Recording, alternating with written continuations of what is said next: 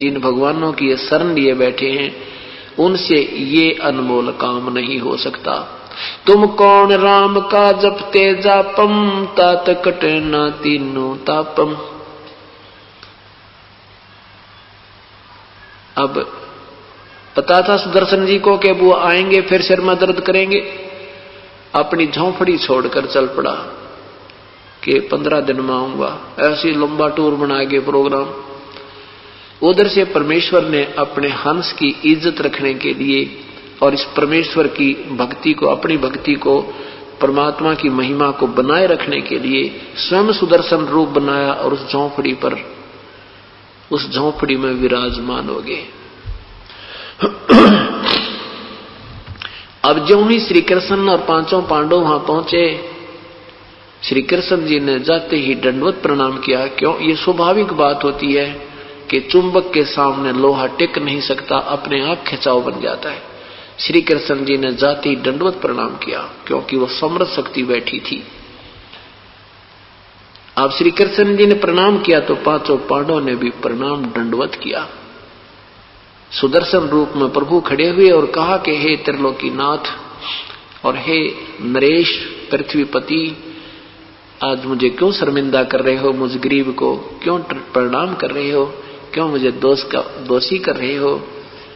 श्री कृष्ण जी कहने लगे, हे परवरदिगार, हे सृष्टि रचनहार, ये आपके बच्चे हैं और ये युधिष्ठिर राजा है, इन्होंने एक यज्ञ किया है, ये प्रभु आपको आमंत्रित करने आए।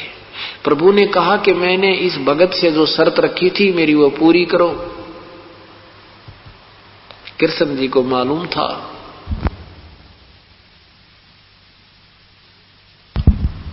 कि हे परमात्मा, आपने 100 यज्ञ का फल मांगा है और आप ही की वाणी है, क्योंकि परमात्मा चारों युगों में आकर अपनी महिमा आप ही सुनाते हैं, अपने पाने की विधि बताते हैं कि आप कैसे धनी होगे। संत मिलन को चालियो, तजमाया अभिमान, जो जो कदम आगे रखे ओहे युग समान। कि जो प्राणी पूर्ण संत के दर्शन के लिए, सत्संग श्रवण के लिए, मिलने के लिए और विनम्र भाव से आते हैं, अपनी पद और अपने अहम, जो भी धन का अहम है, किसी प्रकार का उसको है, वो सब भूलकर ऐसे आवे जैसे कोई मरीज जाता है, भयंकर बीमारी से युक्त व्यक्ति और मेडिकल में जाता है। उस समय उसको याद नहीं रहता तो किस पोस्ट से संबंधित है, उसको याद रहता तो एक मरीज है।